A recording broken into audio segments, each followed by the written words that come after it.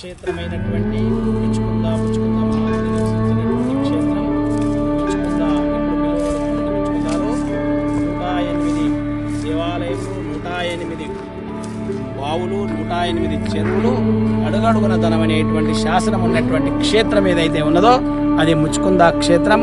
ఇక్కడ మహాశివరాత్రి సందర్భంగా దీన్ని ముచ్చుకుందలో ఉన్నటువంటి మరి కాశీశ్వర స్వామిని దక్షిణ కాశీగా పిలువబడుతున్నది. కావున కర్ణాటక, మహారాష్ట్ర, తెలంగాణ నుంచి వేలాది మంది, లక్షలాది మంది భక్తులు మహాశివరాత్రికి దర్శించుకుంటారు. కావున 26, 27, 28 మరి ఏర్పాట్లు చురుకుగా జరుగుతున్నాయి.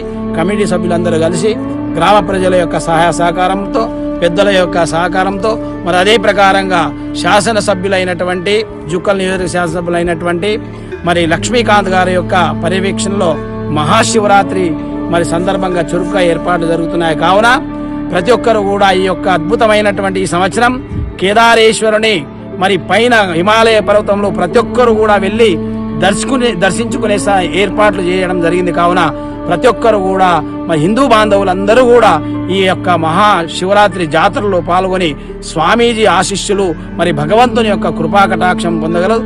అదే ప్రకారంగా శివపార్వతుల యొక్క కళ్యాణం మరి మహారుద్రాభిషేకం లింగోద్భవ సమయంలో ప్రతి ఒక్కరు కూడా ఈ సంవత్సరము ప్రతి ఒక్కరు కూడా లింగం పైన ఓం నమః శివాయ అనుకుంటూ మరి పాలను మరి నీళ్లను పోయడానికి కూడా ఏర్పాటు చేశాం. కాబట్టి ప్రతి ఒక్కరు కూడా ఈ యొక్క ఉత్సవంలో పాల్గొని ఈ కార్యక్రమాన్ని విజయవంతంగా చేయాల్సిందిగా కోరుచున్నాము. ఓం నమః శివాయ.